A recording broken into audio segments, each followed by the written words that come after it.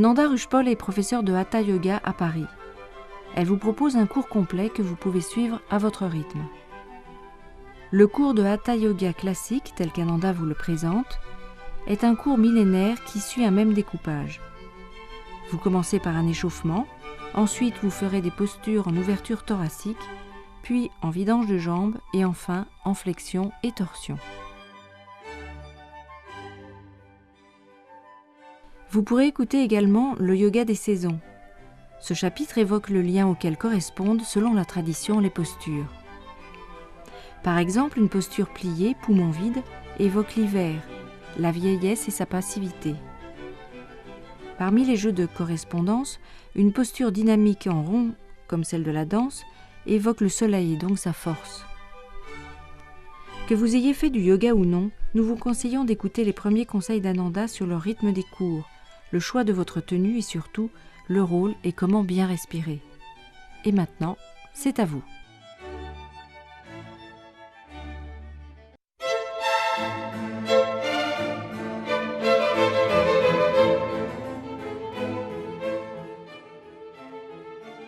Le yoga se pratique régulièrement. À l'origine, les yogis s'exerçaient sur la terre battue, aussi il faut pratiquer sur un sol ferme et souple à la fois, sur un tapis s'il est antidérapant ou sur une moquette.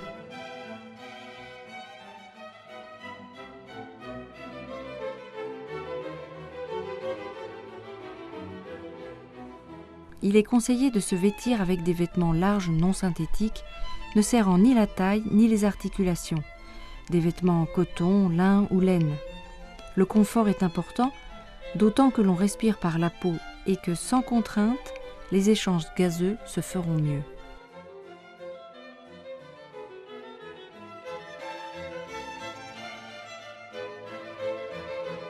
N'hésitez pas à vous couvrir pour protéger les articulations car le cours amenant un ralentissement général des fonctions vitales, le corps peut se refroidir progressivement.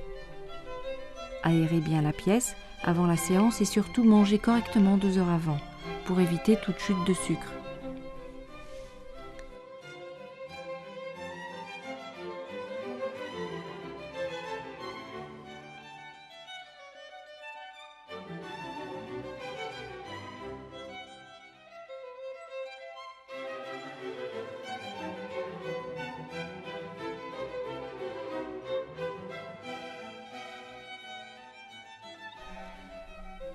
En yoga, pas de mouvement à répétition fatigant pour les articulations. Les postures, sauf exception, ne se pratiquent qu'une seule fois, tout en concentration. De même que dans la vie, les actes sont uniques, il faut composer avec, nous devons aussi composer avec notre corps. C'est pour cela que même si certaines postures vous paraissent spectaculaires, faites-les à votre niveau. L'important, c'est le geste juste. Ne forcez pas.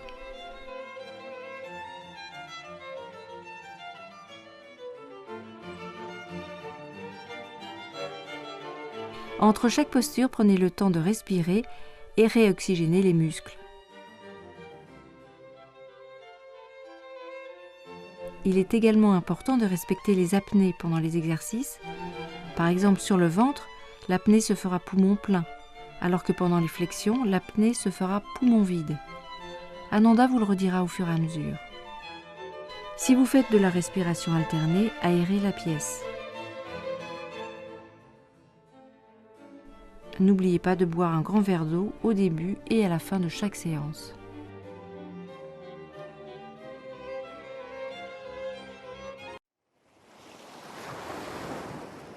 La respiration entre chaque posture est importante. Posez votre main sur le ventre si cela peut vous aider. Commencez par une petite respiration tranquille, appelée diaphragmatique. En position allongée la plupart du temps, écoutez le bruit de votre respiration. Restez neutre. Sur l'inspiration, le nombril monte. Sur l'expiration, le nombril redescend. C'est la respiration du dormeur.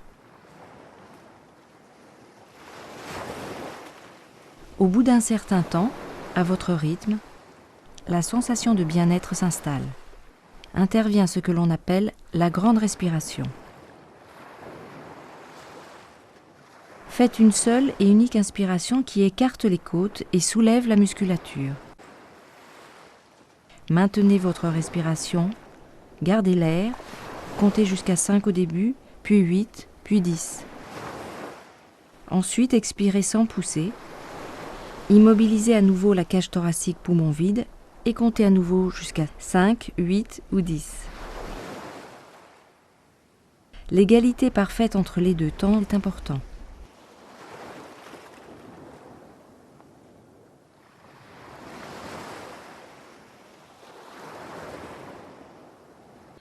La pratique du yoga peut être considérée comme une recherche d'harmonie entre le yin passif et le yang actif.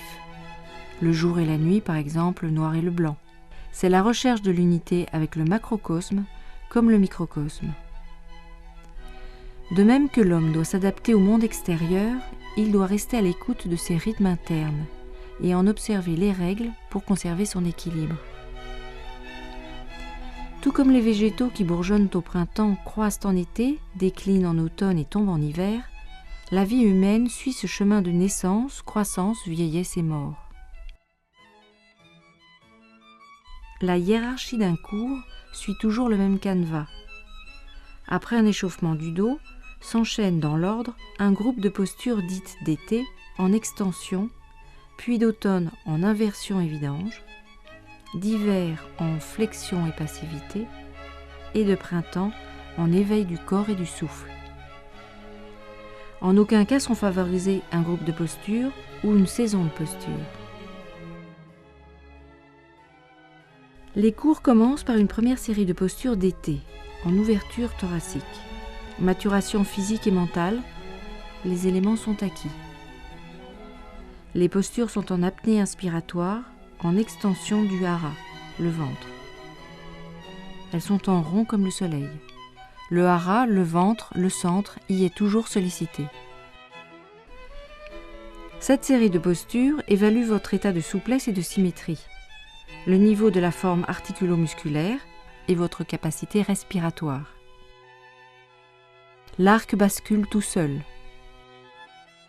La sauterelle monte sans effort. La posture de la sauterelle, comme l'arc, fait travailler la construction de notre architecture osseuse. Lorsque vous terminez, que vous défaites la posture, vous éveillez d'autres jeux que ceux de la construction. Le cobra se déploie avec légèreté. La lenteur exerce la force.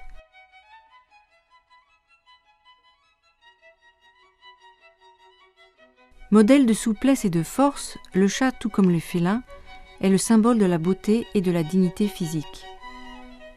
Divinisé dans la moitié du monde, le chat a toujours été et restera un animal fascinant. Il utilise sa musculature avec grâce et intelligence. Il sait dissocier parfaitement les groupes musculaires. Sa manière de faire est en rapport avec l'idée d'indépendance musculaire. Si on observe un chat, on s'aperçoit qu'il peut utiliser dans un mouvement unique des muscles tendus tout en conservant une partie, comme la patte, complètement neutre.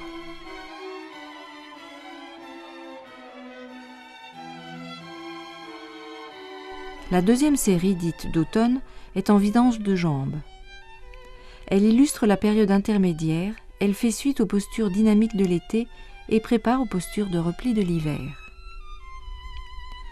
Ces postures en inversion privilégient l'action de la ceinture scapulaire et des bras.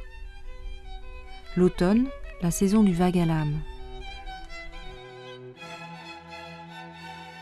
L'automne est la saison des couleurs et des odeurs. Tout ressort de l'intérieur. Cette série de postures est pratiquée et renversée. C'est le nettoyage, la purification. La remontée du sang peut être comparée à la poussée de la sève des racines vers le tronc et la tête. Ces postures demandent un ajustement constant de l'équilibre, une recherche d'égalité entre les tensions. Pensez au mouvement des eaux, des arbres et des fleurs. Comme pour les postures d'été, descendez au ralenti. L'automne préparant l'hiver, les postures en vidange de jambes préparent les postures d'hiver en repli sur soi. Les postures d'hiver sont enroulées et repliées sur elles-mêmes, comme s'il s'agissait d'occuper un minimum de volume. Cette forme représente la concentration de la matière sur elle-même, d'un retour de l'énergie périphérique vers le centre. Les postures sont intériorisées. La respiration est au minimum vital ou en apnée.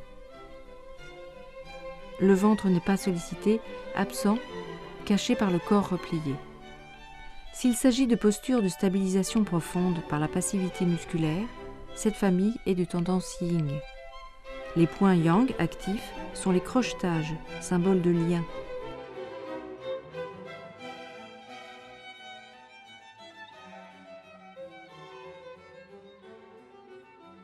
Les séances de yoga ne se terminent pas par les postures d'hiver, mais par celles du printemps, signe de renouveau, d'éveil des sens et de son reflet spirituel. Les postures tendront vers la lumière. Symboliquement, les périodes de passage ont chacune leur purification. Nous pouvons en constater plusieurs dans ces postures. Purification du sang par la vidange de jambes, restructuration de l'édifice osseux par les torsions, purification musculaire par la sollicitation du hara, le ventre, recherche d'unification des tensions, relâchement musculaire. Le salut au soleil a une place particulière en yoga. Cette posture est un tout. C'est une mise en forme idéale. On y trouve toutes les formes naturelles d'étirement. En un mouvement pendulaire, on se plie et se déplie afin de mieux reconnaître ses limites.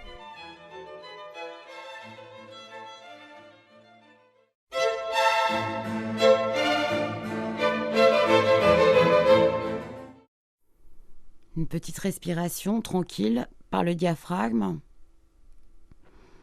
Nous vous rappelons que l'on respire toujours par le nez, la bouche faisant partie de l'appareil digestif. Petite respiration diaphragmatique par le ventre. Puis une grande respiration, comme une grosse vague. On inspire, on compte jusqu'à 8. On expire tranquillement sans serrer les côtes et l'on recompte jusqu'à 8.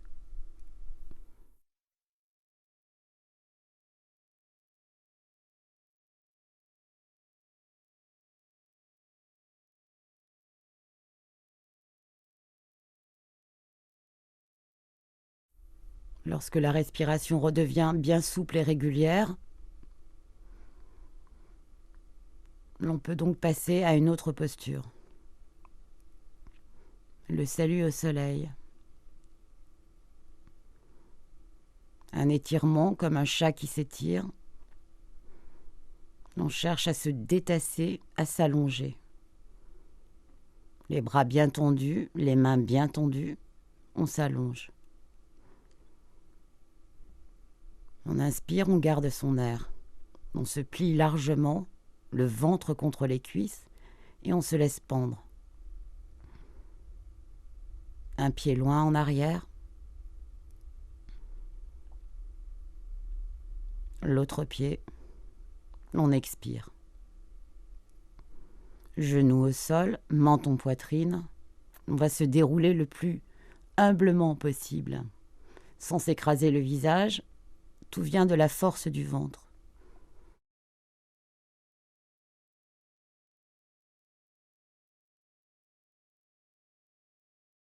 On inspire, un petit cobra.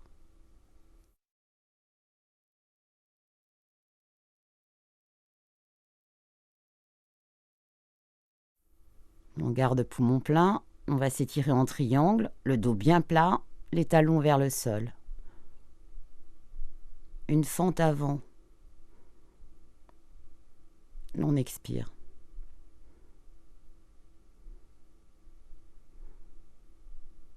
L'autre pied en avant. On reste toujours poumon vide. On se redresse avec un dos bien plat grâce au menton qui est levé d'abord. Et on s'étire tout droit vers le ciel. Les doigts tendus vers l'arrière. Et l'on retourne en prière.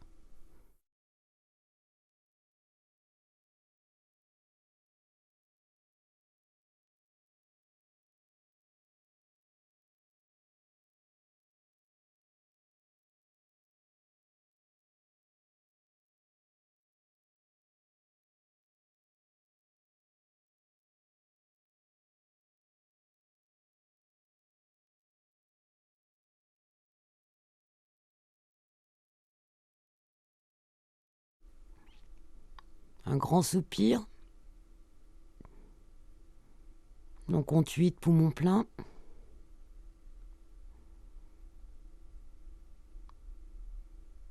On expire tranquillement et l'on recompte 8, poumons vides.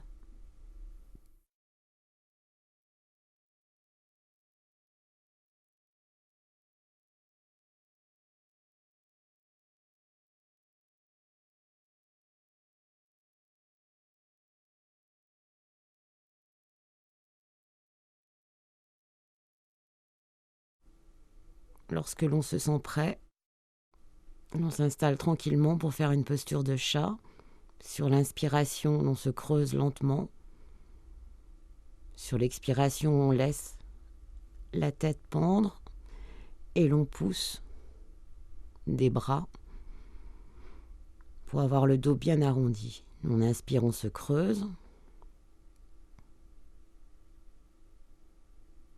Sur l'expiration, on repousse ses mains. On serre un petit peu le bassin et les fesses et on fait un gros dos.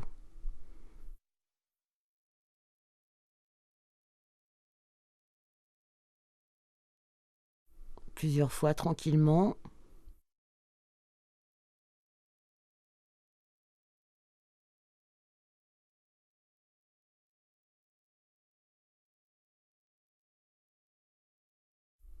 On inspire, on se creuse lentement.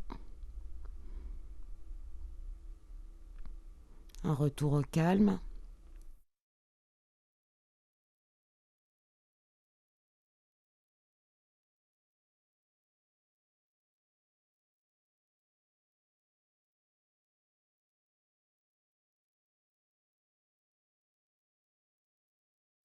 On pose une main tranquille sur son nombril.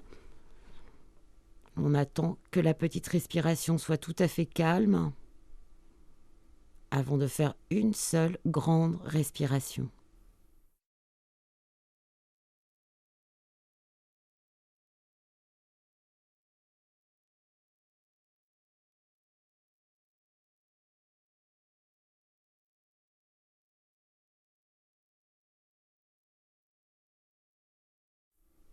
On lève un bras et l'on passe sur le ventre.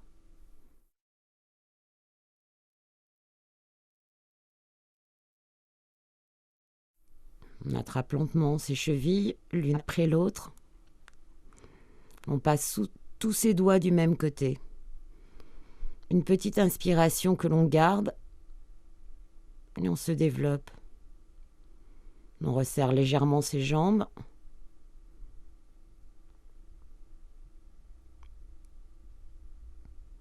On garde poumon plein, on ne respire pas.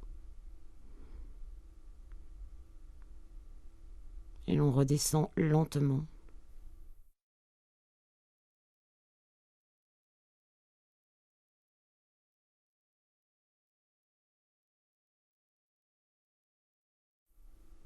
Passivement, on lève un bras et on roule sur le dos du côté du bras levé.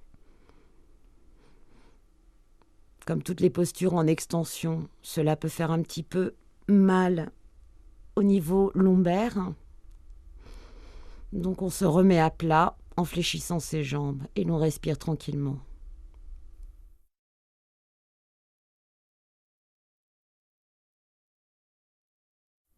Toujours un temps d'action, un temps de repos, comme le yin et le yang.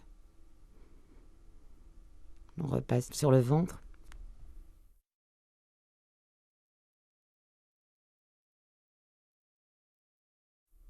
Posture de la sauterelle.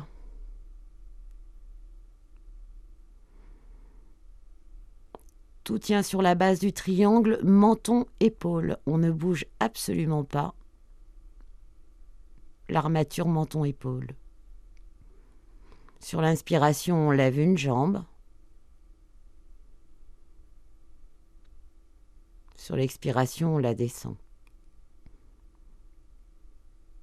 2 fois chaque jambe en alternant.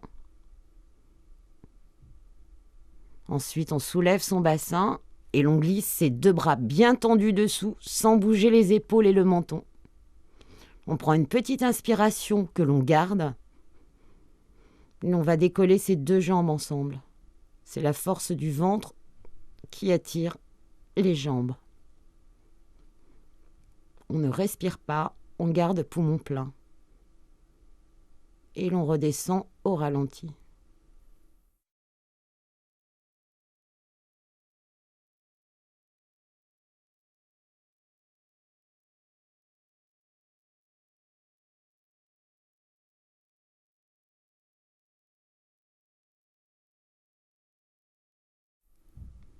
C'est une des postures les plus difficiles à faire, donc il vous faut un temps de récupération encore plus long. On pompe bien par le ventre, on attend que cela se calme.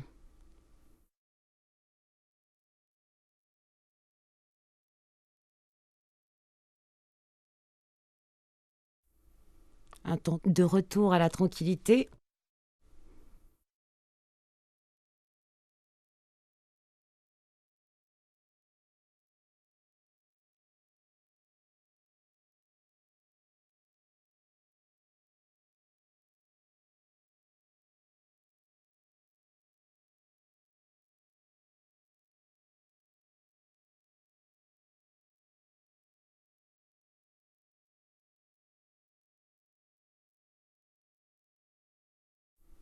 Une grande respiration en dépliant bien la cage thoracique.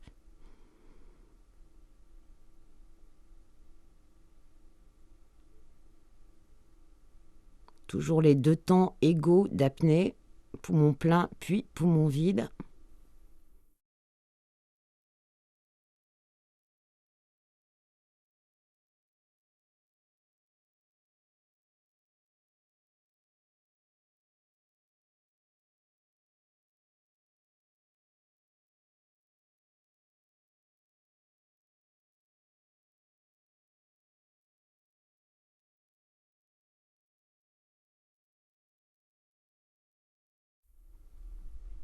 On repasse sur le ventre doucement. Les mains à côté des épaules, les épaules bien dépliées. On prend une petite inspiration et l'on va s'élever en poussant du sommet du crâne vers le plafond.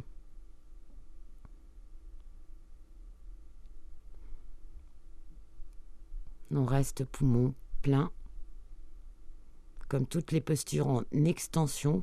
Pour ne pas s'abîmer les vertèbres, on ne respire pas. Et on garde un petit peu d'énergie pour redescendre lentement.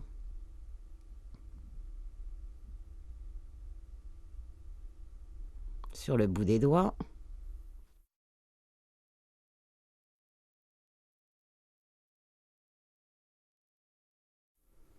Donc gardez toujours de l'énergie pour les 3 phases de la posture. Faire, construire, faire et défaire. Les 3 temps. Comme après chaque posture, l'on respire tranquillement, l'on récupère son énergie, sa respiration, et l'on refait des muscles tout neufs. Pas d'acide lactique, pas de courbature, on respire. On passe sur le ventre, les mains à côté des hanches, on ouvre généreusement les jambes et l'on monte jusqu'à avoir les bras complètement tendus, complètement en extension. La tête loin en arrière, on ramène un pied puis l'autre et l'on garde poumon plein sans respirer.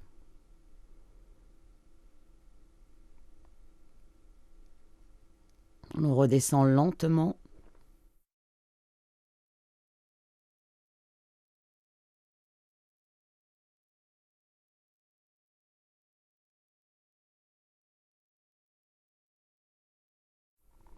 Si l'on est un peu fatigué, l'on reste sur le ventre et l'on respire.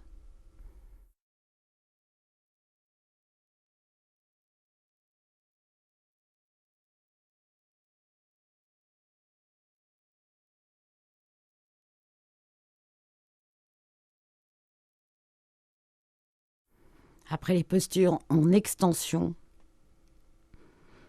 Il y a toujours une posture de vidange de jambes. Une main sur l'autre, le front dessus.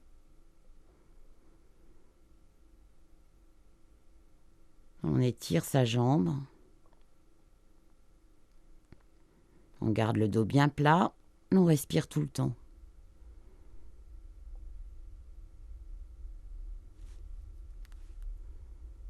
Tout doucement. On va changer de jambe.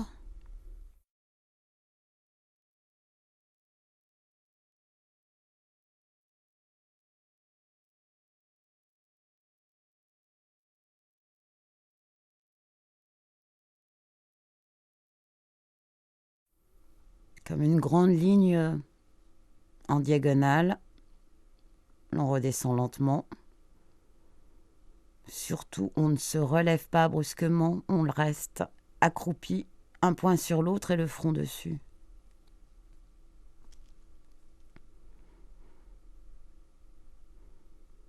Pour mettre le cœur au même niveau que la tête.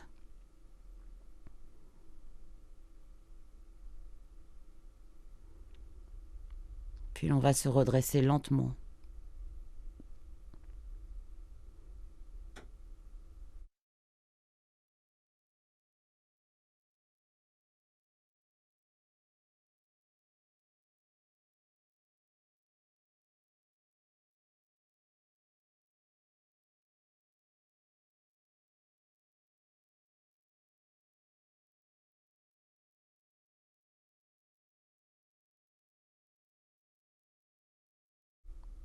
Après les vidanges de jambes, vous pouvez rester en position assise. Vos jambes sont vidées du sang, donc vous pouvez vous asseoir beaucoup plus facilement et rester beaucoup plus longuement dans vos postures d'assise.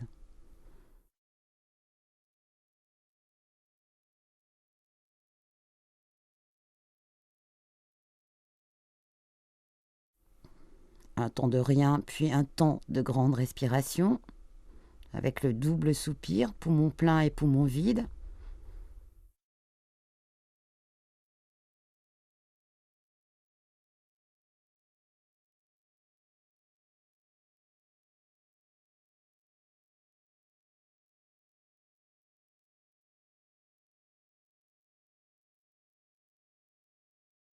On prend la mesure de ses coudes pour savoir curieusement la mesure de ses épaules qui est la même. On attrape ses doigts les uns dans les autres, on place le sommet du crâne. On pousse sur les coudes. On ne jette pas une jambe. Exercez-vous contre un mur. On élève tout doucement une jambe, puis l'autre. On reste en appui sur les coudes et sur la tranche des mains.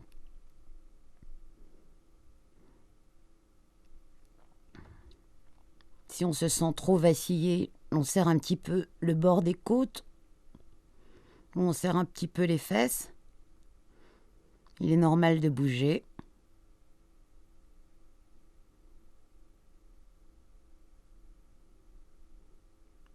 On respire tout le temps. Donc la posture sur la tête ne fait pas pousser les cheveux, mais la meilleure vidange de jambes qui puisse exister, à condition qu'on ne s'écrase pas les cervicales. On redescend lentement, un poing sur l'autre et le front dessus, comme pour toutes les postures inversées. Pas de brutalité pour la remise à niveau du sang. On respire.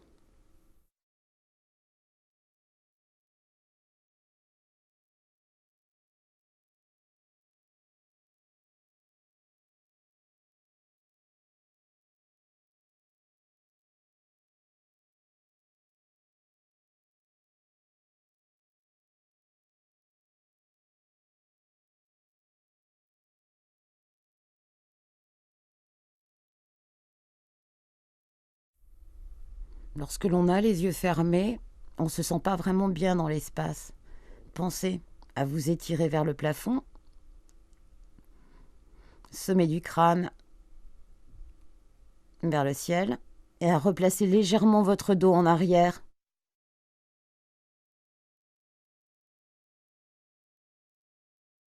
On respire tranquillement par le ventre.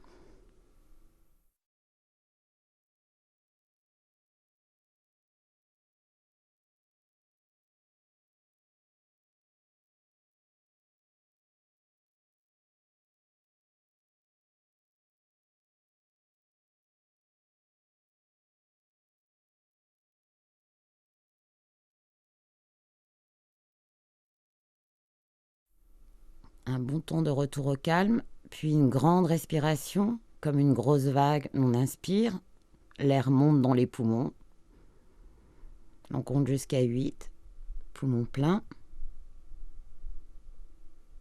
On ne tient pas compte du temps d'inspiration ou du temps d'expiration.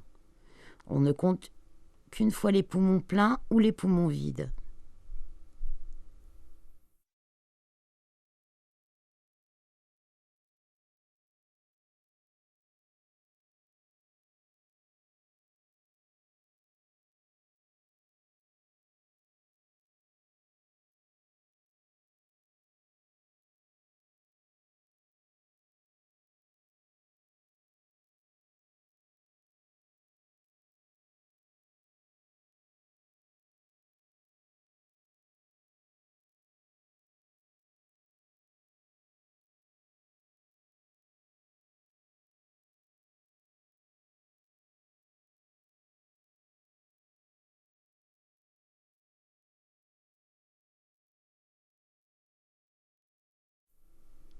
On suspend son bassin. On colle le ventre contre les cuisses. On crochette les gros orteils et l'on expire. Un peu comme un chat sur une branche. Le torse est complètement collé sur les membres inférieurs. Les pieds en demi-lune, le crochetage sévère avec l'index fait une remontée des viscères.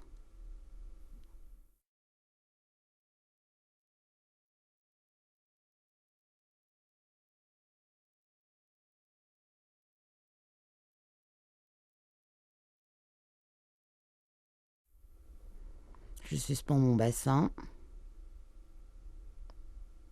pour qu'il soit bien latéral. Posture de l'élève. On respire.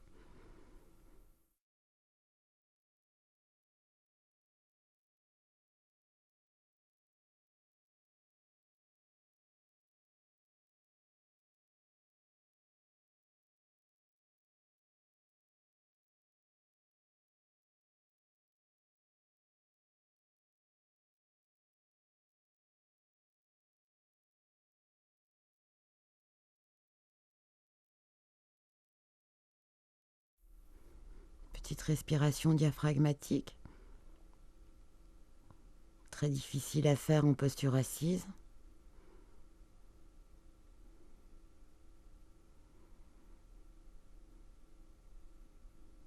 Une grande respiration.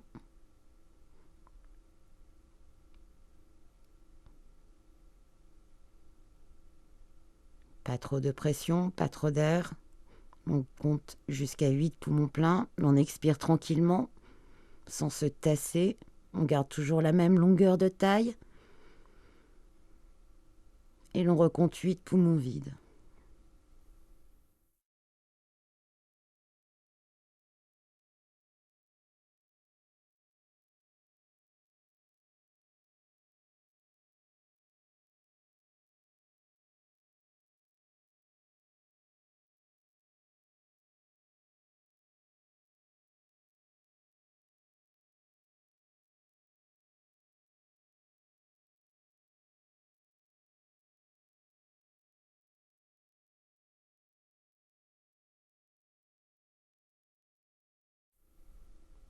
Une pince à une jambe levée.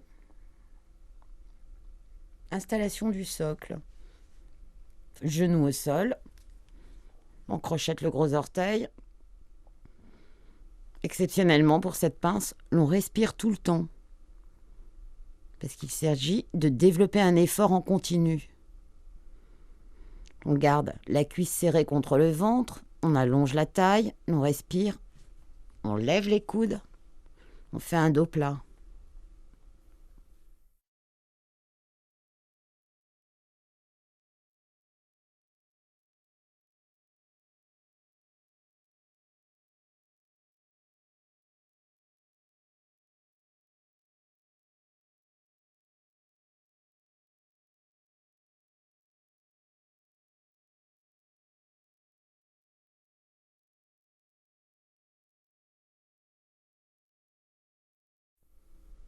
On change de jambe.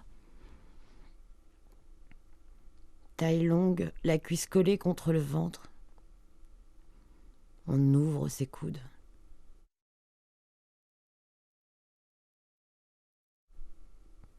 On ne cherche pas à ramener son visage vers sa jambe. C'est l'inverse qui doit se passer.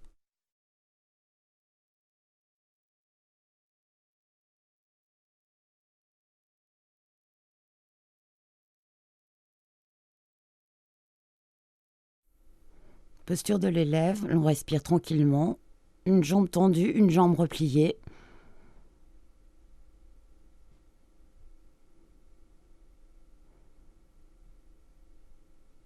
Toujours la difficulté de respirer par le ventre en position assise. Une pince à 2 jambes. Là aussi, il s'agit d'un effort constant, donc l'on respire tranquillement. L'important étant de garder le point d'équilibre sur les 2 os du bassin et de ne pas laisser partir son dos en arrière. On respire et on essaye de développer, d'étirer ses jambes.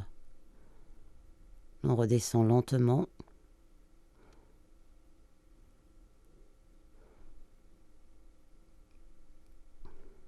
Et l'on s'assied.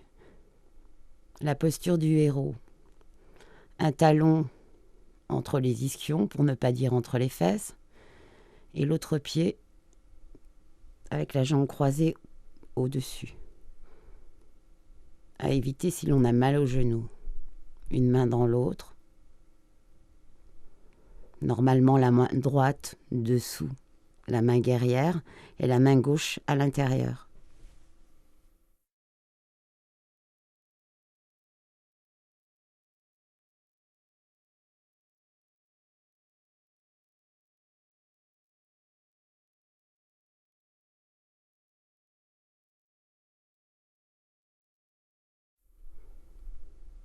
Une tête de vache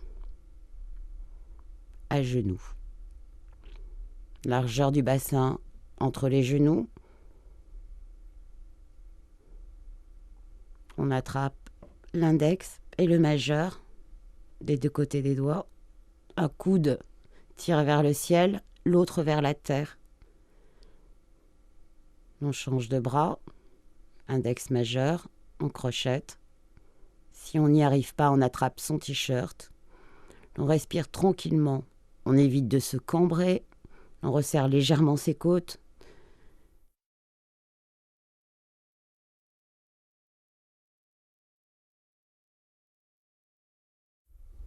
On resserre bien ses genoux et ses talons pour ne pas se faire mal. Et l'on respire.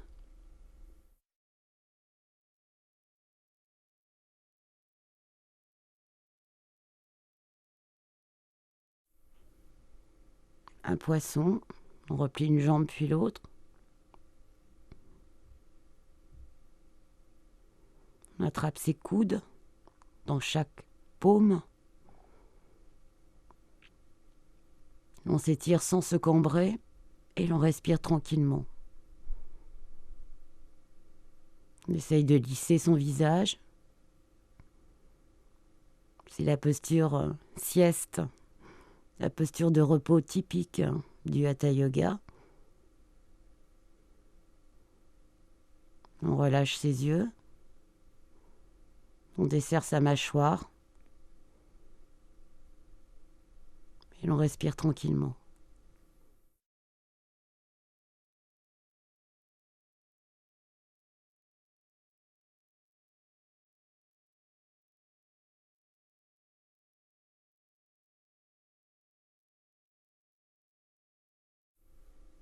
On imagine une ligne médiane qui traverse la moitié du corps par le milieu. On imagine que l'on s'épanouit. On change tout doucement de jambes et de bras.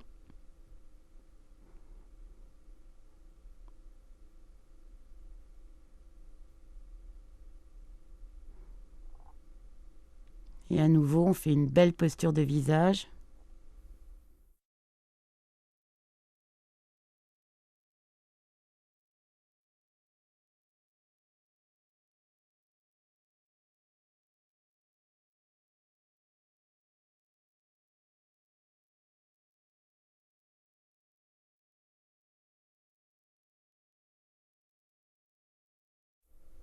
On respire tranquillement. On essaye de rester aussi longtemps des deux côtés.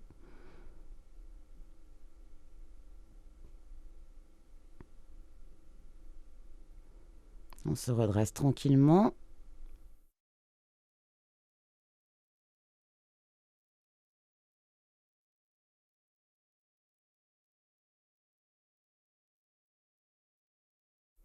Une autre version du poisson, un poisson renversé. J'appuie très fort sur mes coudes et je me mets sur le sommet du crâne. Je respire tout le temps. Donc il y a un arc qui se forme entre le bassin et la tête. Et l'appui n'est pas seulement sur les jambes, mais surtout sur les coudes et le sommet du crâne. Une pression constante sur les coudes et je redescends en poussant très fort sur les coudes.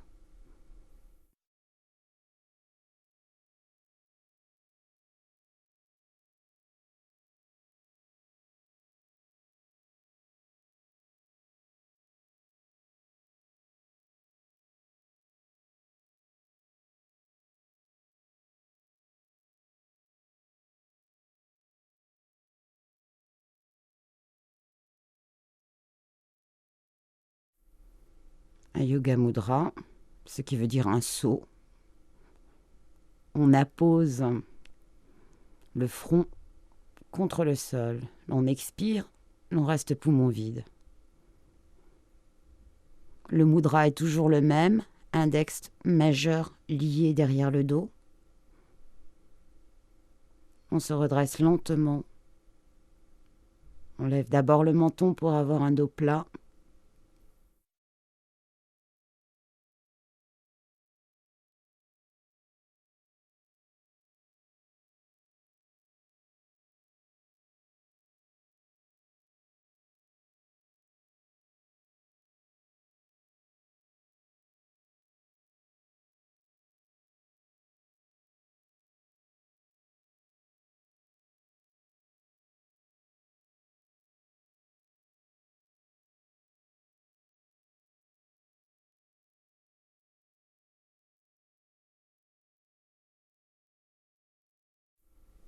Un demi-pont.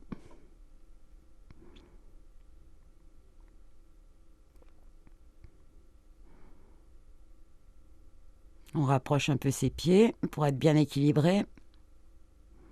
Aucun poids sur les cervicales. Juste sur les pieds et sur les coudes. Légèrement sur la tête. On s'enveloppe. Et on va essayer de se décliver complètement. On repousse ses genoux vers l'avant.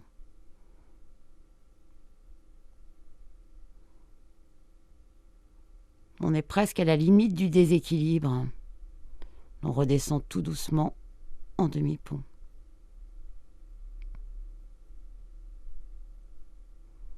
Très inconfortable pour les coudes. Ici, pour mieux vous démontrer le déroulement du dos, on a enlevé un bras, mais gardez vos deux bras parallèles.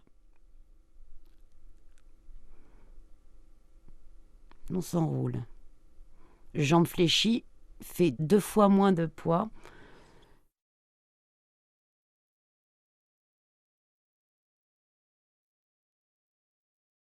Ce ne sont pas les jambes en charrue derrière la tête, c'est justement l'inverse, c'est devant. Tout doucement, on se déplie une jambe après l'autre.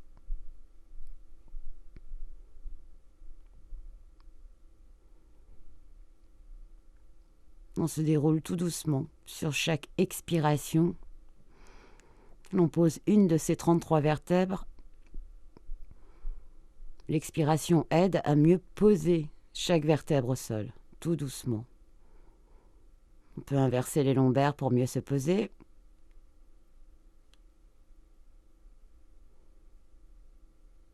Et l'on respire tranquillement.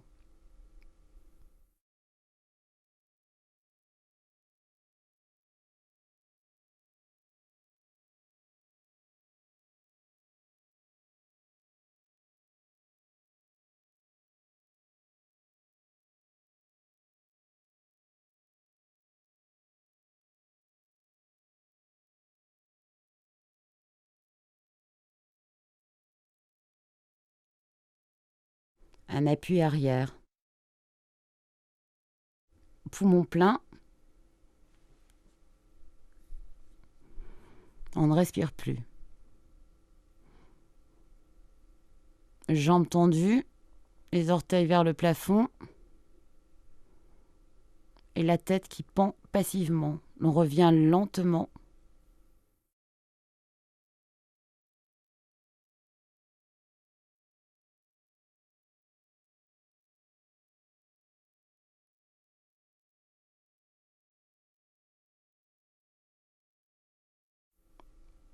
Un temps de respiration.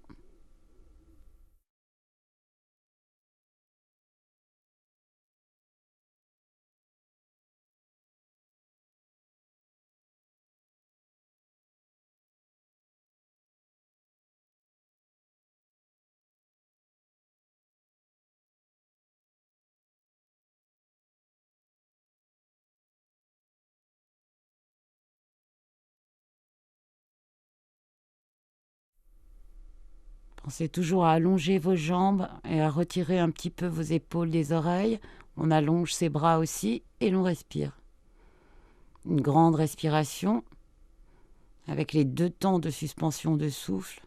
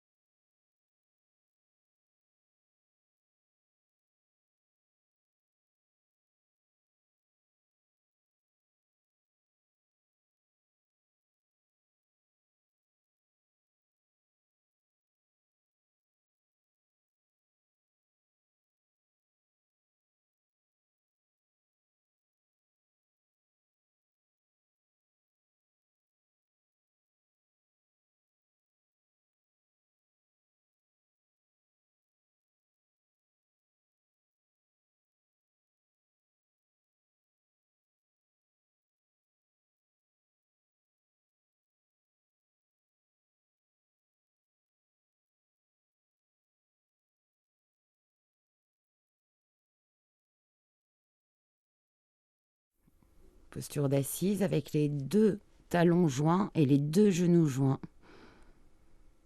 Un appui avant sur le bout des doigts. On respire tout le temps.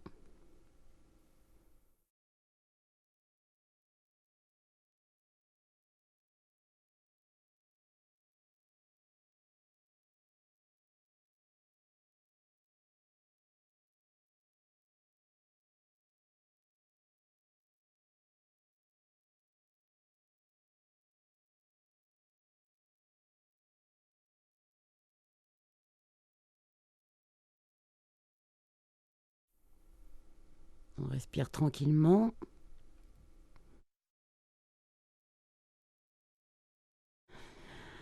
Un appui latéral, le coude et l'avant-bras, les jambes bien tendues, les doigts de pied relevés. On respire tout le temps. On lève tout doucement le nez vers le plafond et l'on reste. Même version sur le bras tendu. Toujours les pieds bien redressés, les jambes tendues.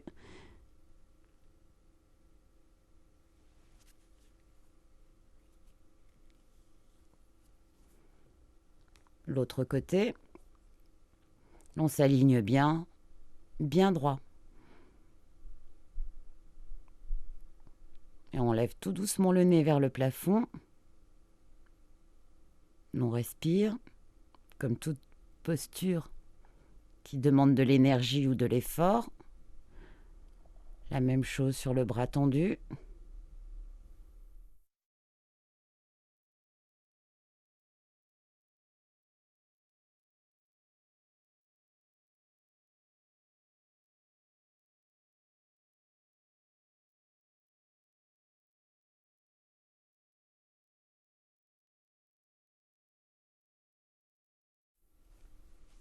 On respire tranquillement, avec les jambes fléchies, si l'on préfère, pour avoir la zone lombaire bien à plat.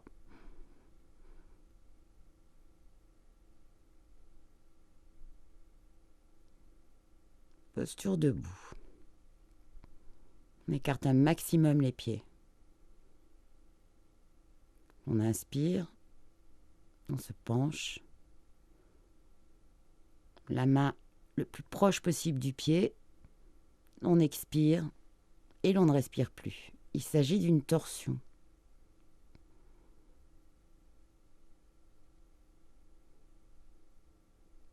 On se laisse pendre en respirant. On va se redresser ensuite lentement avec le dos bien plat.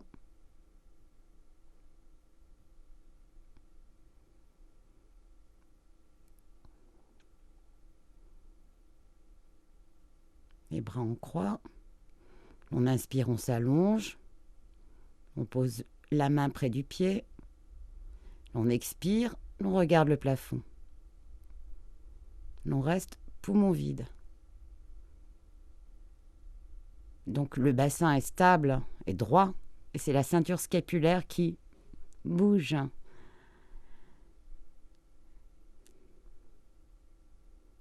On respire tranquillement, on se laisse pendre.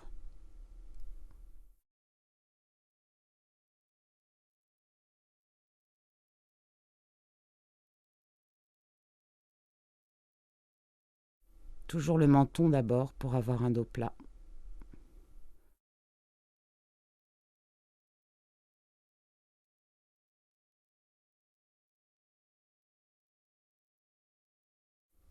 Une bonne assise sur les deux fesses. Peu importe si le genou remonte, on respire tranquillement.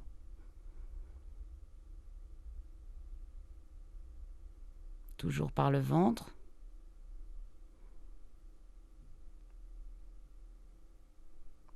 On pense à un mur imaginaire.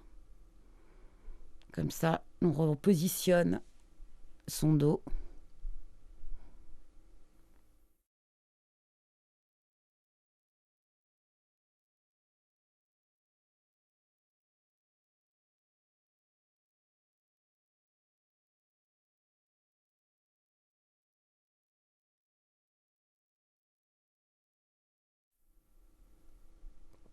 On part de la posture debout, largeur du bassin entre les pieds.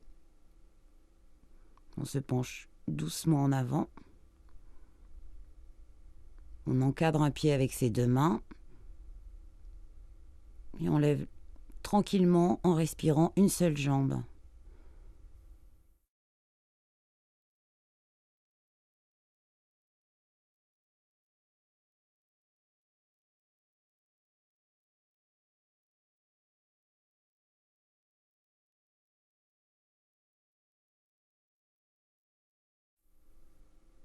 On change de jambe. On se penche lentement et l'on encadre son pied avec les deux mains. Et on lève tranquillement l'autre jambe.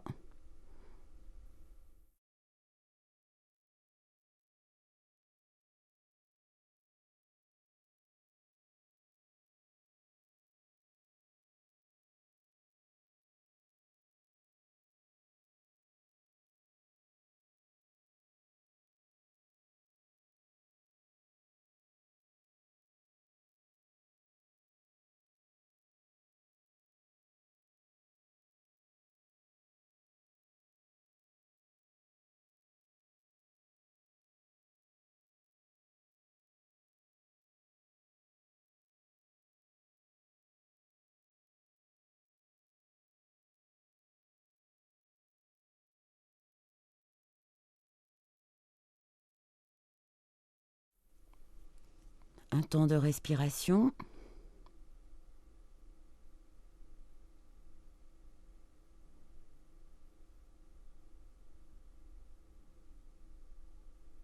Toujours par le ventre et par le nez.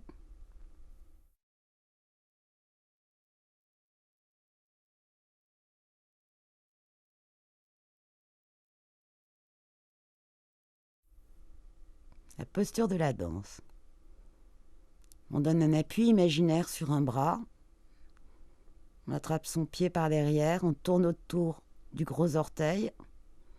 Le plus dur étant de mettre le coude vers le ciel. On relâche lentement.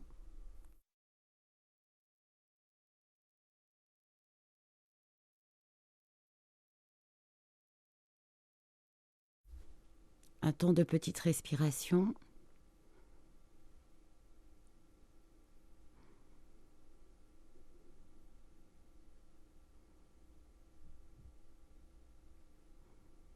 Des petites vagues avant la grande vague de la grande respiration.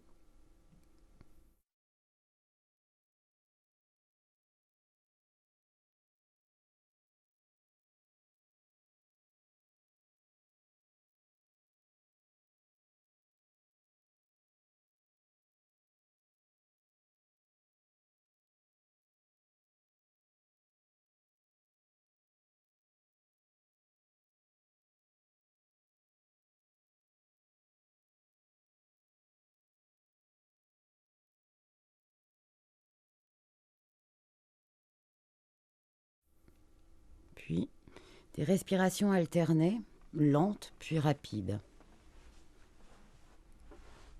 On s'assied confortablement, soit sur ses talons, soit contre un mur, une jambe tendue, l'autre repliée. On inspire par une narine. On bouche la narine, on compte jusqu'à 16.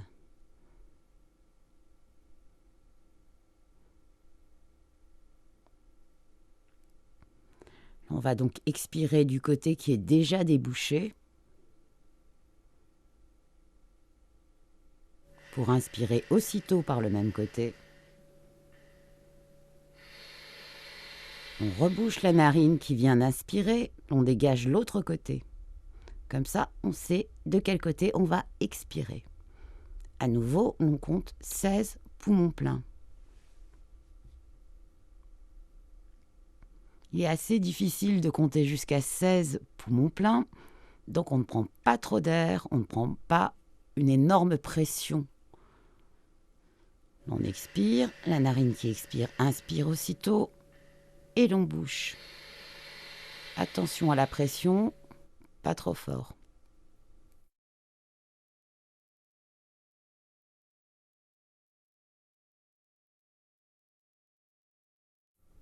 Pas trop de volume et pas trop de pression.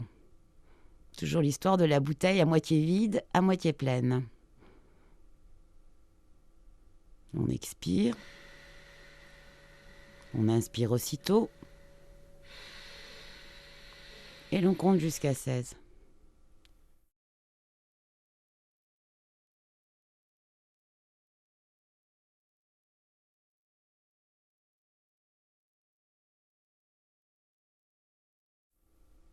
Lorsque nous avons fait des expériences avec des médecins, on recrachait un taux de dioxyde de carbone qui faisait qu'à l'expiration, on éteignait directement une bougie.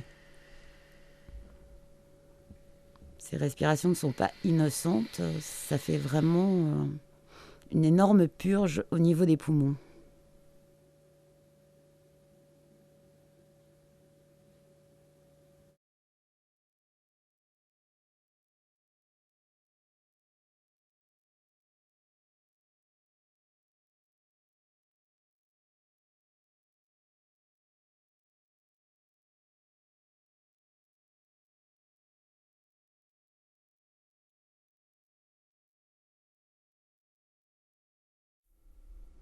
Après les respirations alternées lentes, un temps de petites respirations. Retour au calme, une grande respiration. Puis des respirations alternées rapides.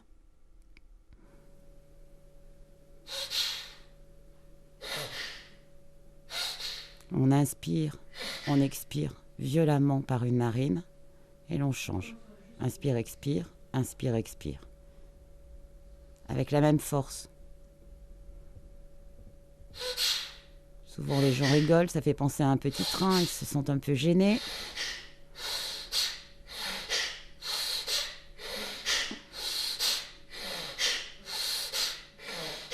Là on voit le diaphragme qui est bien agité.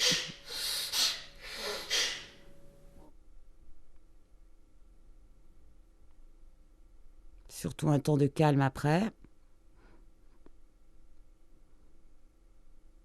Éventuellement, si on n'en a pas assez fait, on peut recommencer.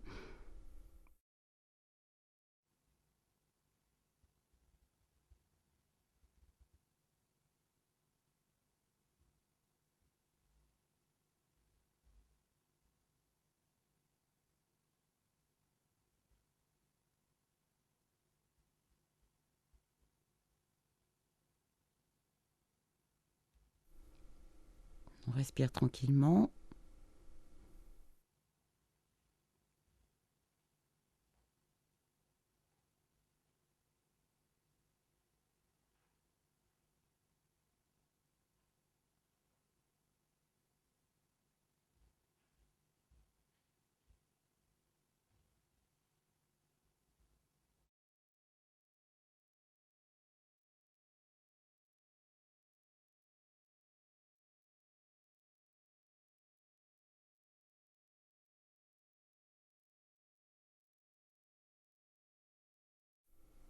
Comme après chaque fin de cours, il est recommandé de ne pas s'agiter, de ne pas parler et de boire un grand verre d'eau.